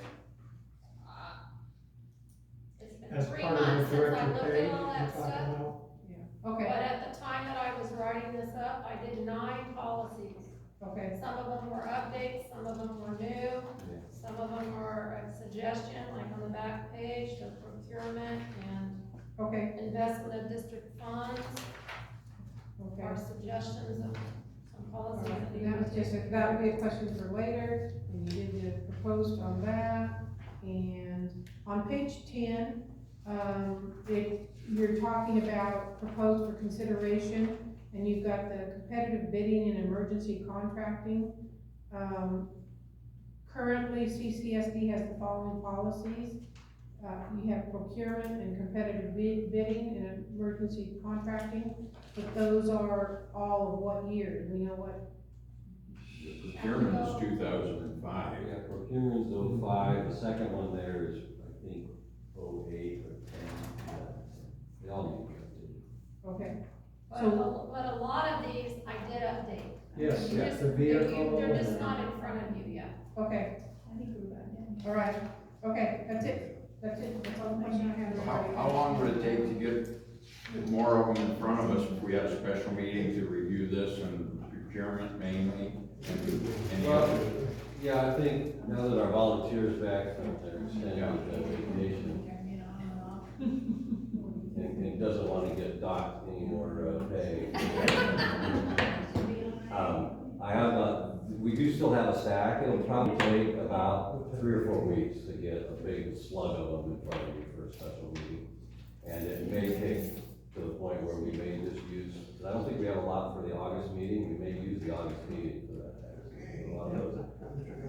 I just don't wanna put so much, that's why I didn't wanna review this, is because I didn't wanna put so much time on something that we could have another meeting for, have shorter meetings and I would rather see us have a special meeting where we sit down and slog it out and not have to have the public involved so that they can see what we do. But Or nitpick, anyways. I'd like to get the meetings to, relatively, I think we'll be done by 8 o'clock. Yeah, we're doing good, but, relatively short, yeah, I agree. so that maybe more of the people would participate.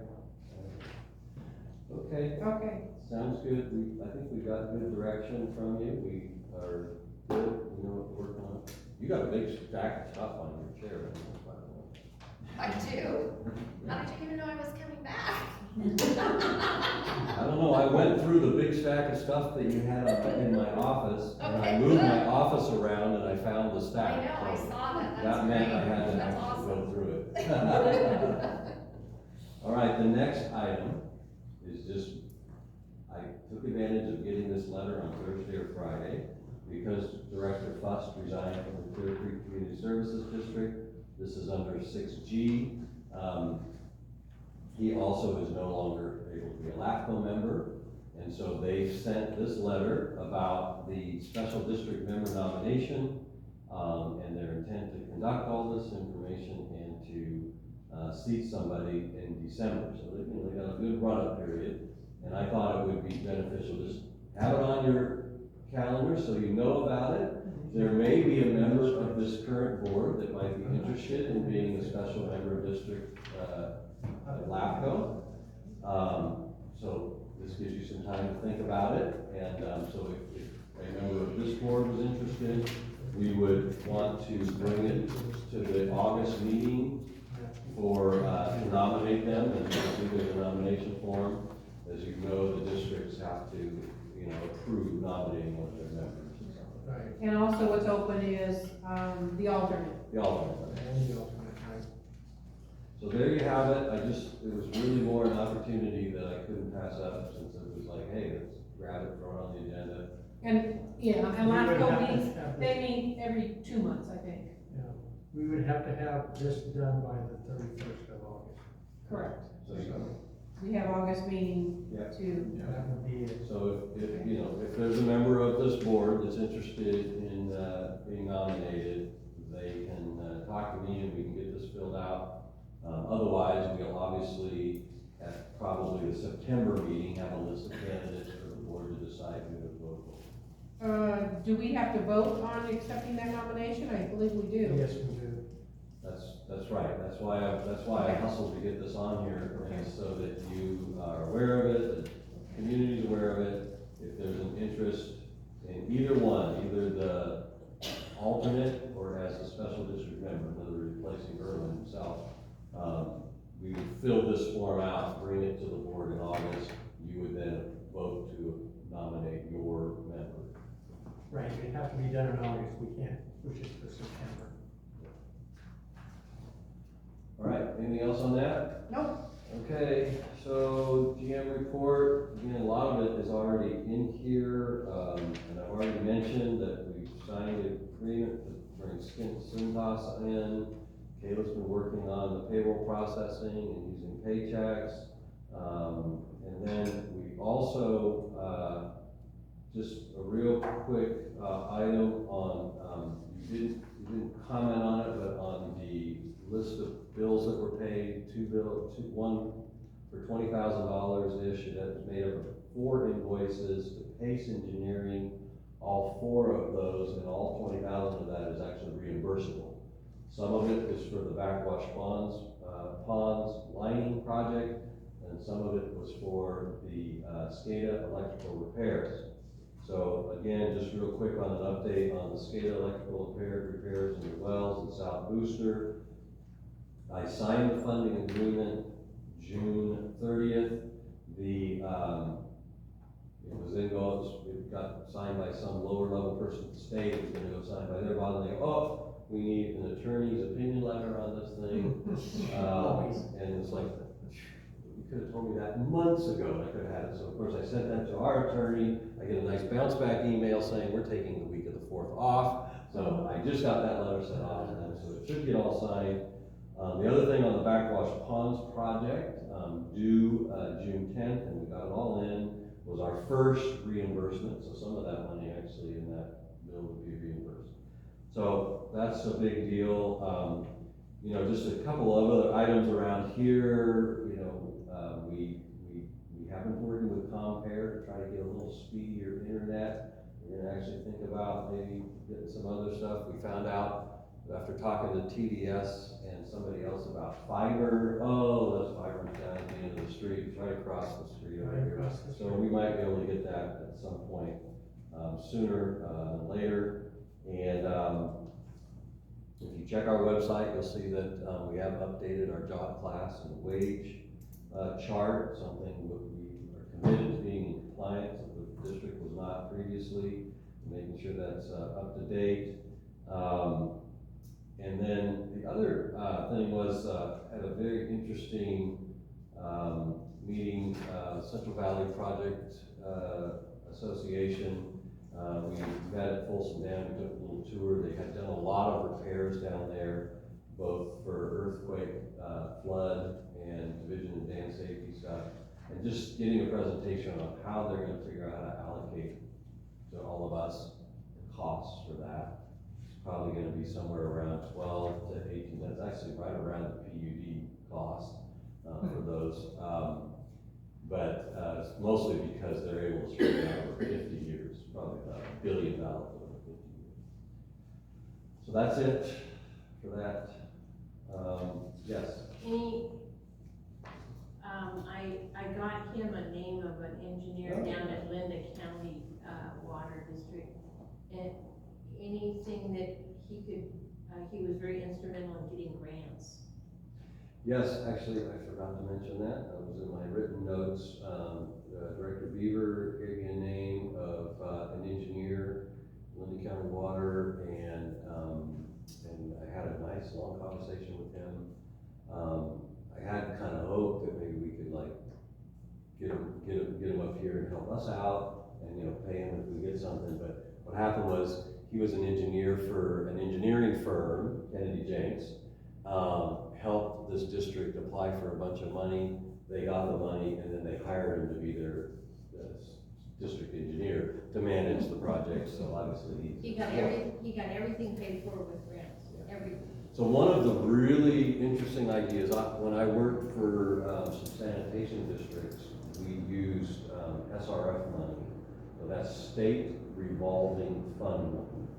And that's all, it's like very low interest loans.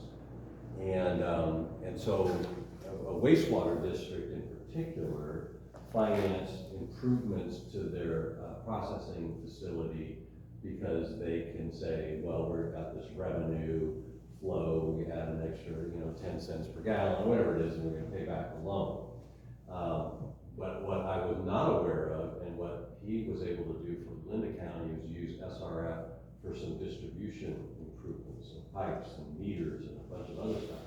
So I'm definitely gonna be looking into that, so that's really exciting. The other thing is, because we are in a designated disadvantaged community, oftentimes, let's say you get a $10 million SRF loan, they will actually, over a period of time, forgive the loan, so it becomes a grant because of your status as a community. So that was probably one of the key tips. I got a bunch of other notes that he gave me, but it was very good.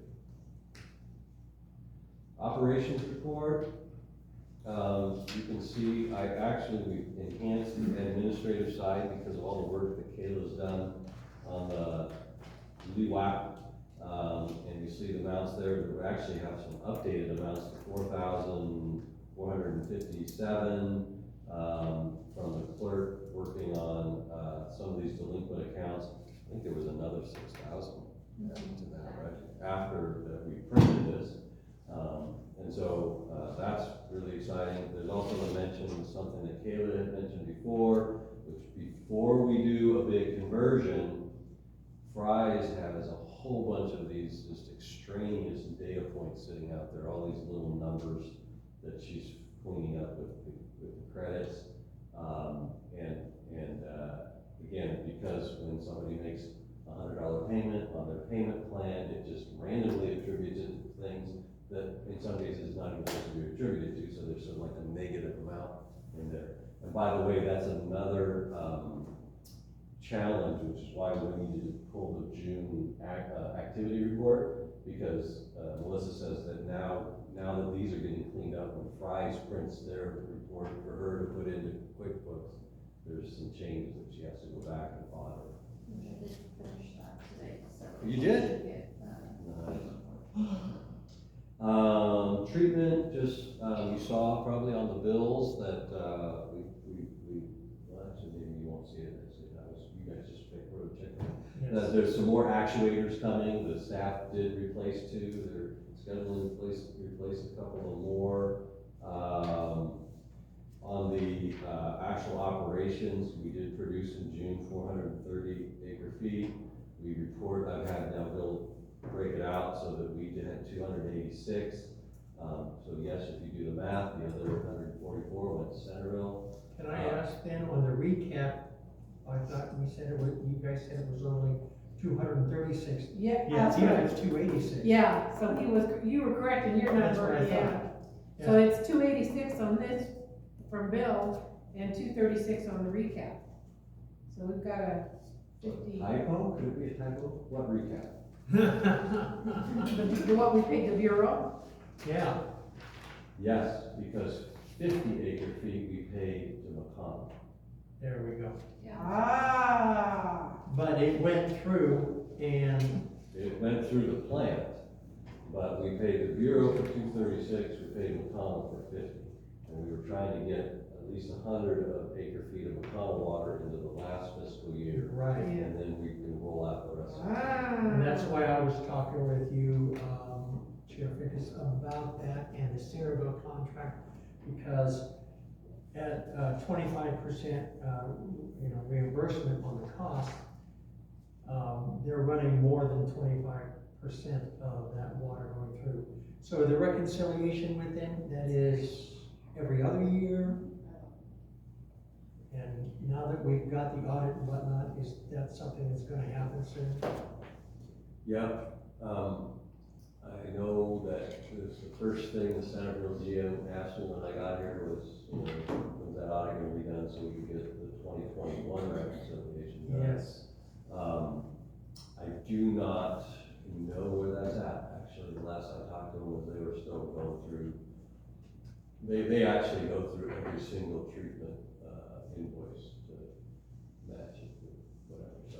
Sure. They're still processing that, and I know that their main office person had a grandchild, recently and took like 6 weeks off. to Go spend it with him. Okay, so, and do you know how long their contract with, Centerville is?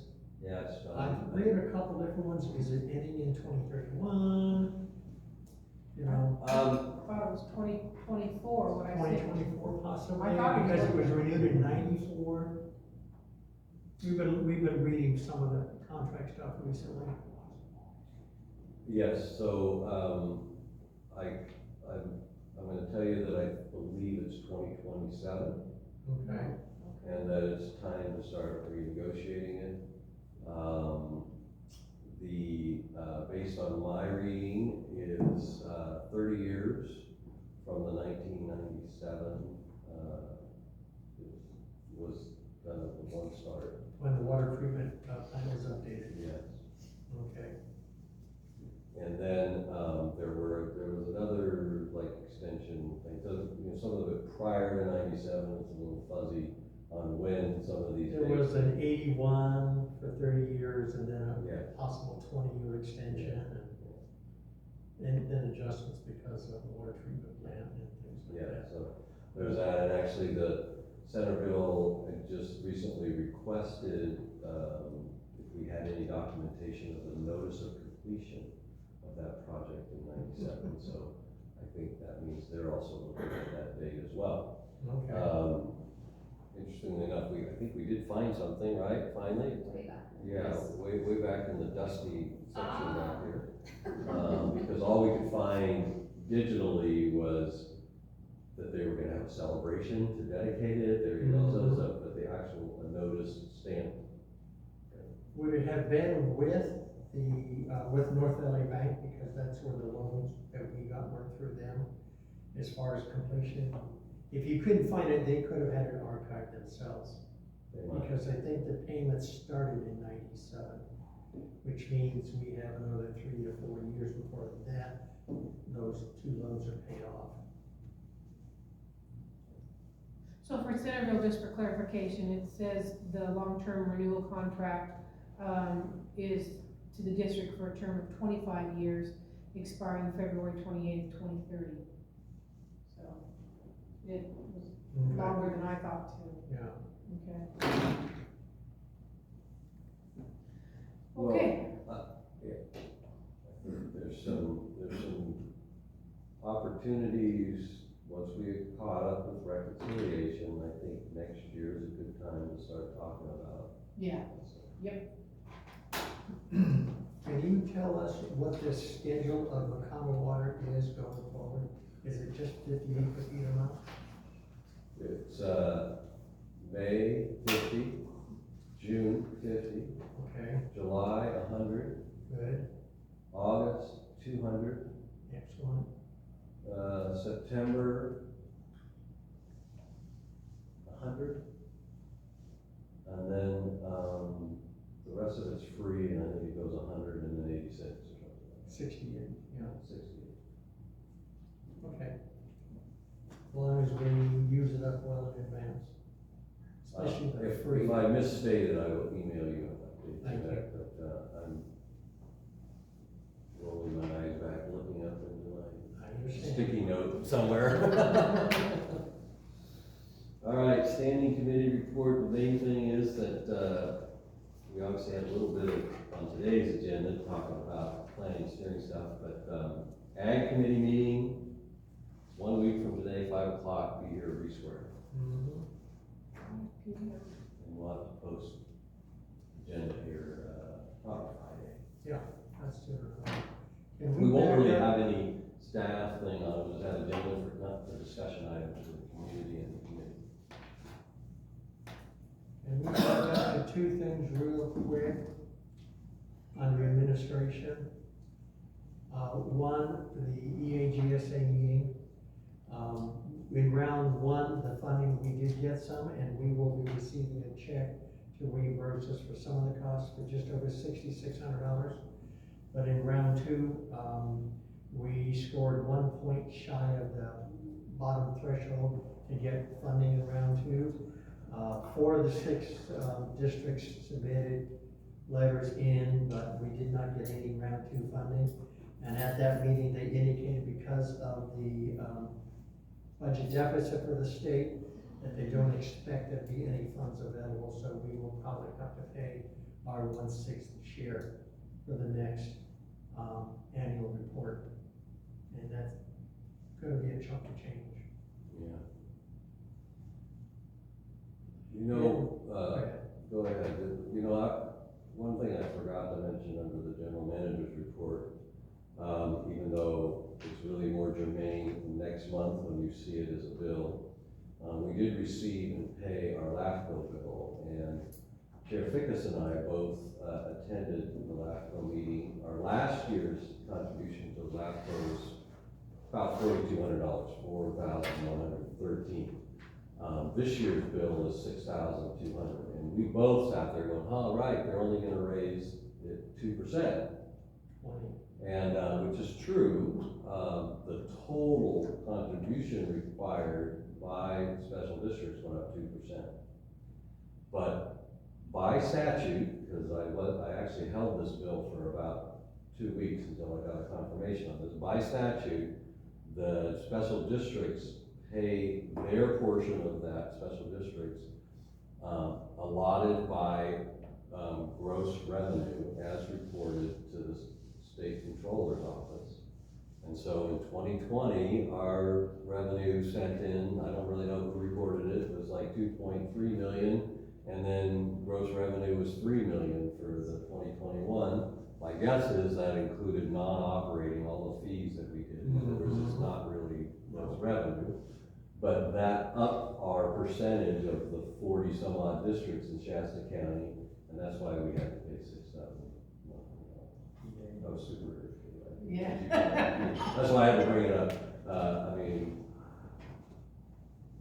I drafted an email that was not sent, and then I rethought it and said, just explain it. One other question on the aging account. Yeah. When, you give us the 3 different amounts,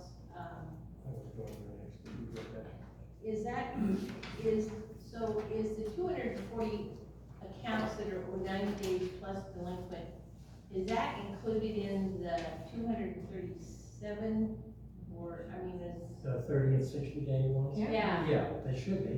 Yeah, I believe so, but this is again why we need a new system, because it's never been super clear. Now, maybe it's clear to you. It's not clear to me. And then the one other one is there are some accounts that, I've been told are that the 90-day accounts we need to write off because they're no good. No, we've already done that. So As why a are we board. still looking at it? Because we can put liens on property if we have to. There was only a certain amount of accounts that they, And the age.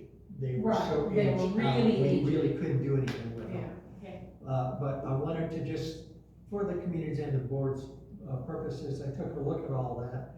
And the 30-day accounts with the 24,500, that's kind of a revolving thing. And that shows about an 88% collection. And the average bill was $71. So we know that people are kind of staying fairly current. The 60-day, it's around 10.1% uncollected. so 90% then? Yeah, right around there. Let me double check where I am. Yeah. And it's $66 average. But when we go to the 90-day, it's a 9%. Based on the 2,699 customers, which you kind of have to figure some of the 122 are only the 1081s, but it's 145,000, and that's $605 per customer average. So we've got a few in there that differ And they're a huge amount, and I'm not sure how we can go from 30 days where 325 delinquent to 273 down to 240, only 90 plus. If the others, those 30 and 60 day delinquents were included, they can't be. So I was looking at that, and I just wanted to make sure that we're aware that there are some huge amounts due by some customers. They have that high an average. Now, once we get 60 days out, is there a day limit or a dollar limit when you guys put the lock on the damn account? It's supposed to be a day limit, 60 days. Okay, so, like you said, most only run up to 70, 80 bucks within the first 3 months, and then the third month, they owe 600 bucks. And these people are blatantly using their water in the last. We know that, and we're working on getting a good policy to get it and. Getting it locked out. Yeah, Yes. lockout. We've been doing some of that. Yeah. But it hadn't been done before, so it is being started now, we're increasing Well, that. yeah. COVID played a big part. Remember COVID, you know, Yes, it we weren't really able did to do it. impact the ability to do that, and, you know, by the time you got to the lockout, all new people at the district and software, and all the rest of that stuff to be able to do it, so. Yes. I think in the rules and regulation, that's where it says that the district will no longer send out, reminder notices if you're overdue. So that would be where we'll have to change that. Yeah. What? Yes? So, when I was doing input into the system, what I noticed and found were we were locking out, but then there was never any follow-up. And then the customer was going out, cutting the lock off, and continued to use water. So I think with this new system, we'll have a way to follow up on that, whereas before we didn't. It was a major issue. Yeah. Absolutely. Now, if the customer's, the homeowner doing that, can we take the meter out and just? That actually happened to my neighbor. The parents had passed away, or the father had. The mother was put into a care home, and so a daughter that was living on the property wasn't paying their electric, their water, whatnot. And they actually put a padlock on the meter. They cut that off. And the brother living in Reading said, "Look, I'm not paying this bill. Pull the meter if you want to." It should have probably been caught up when they eventually got her off. Actually, I found out that all you had to do was call code enforcement because they had no power, no water. They were red tagged, and she was forced to move off, and the family then sold their property to help take care of mom. So, but that's one way of doing it. And then obviously, hopefully, the district knew that was coming and submitted into escrow the claim for the water bill. Well, I don't know, but we should be doing that now, yes. Kayla's new system. It's part of the knots that we're discovering and untying. And there's a lot of them. All right. So were there any other standing committees? I don't think No. we did. So board member items, Terry?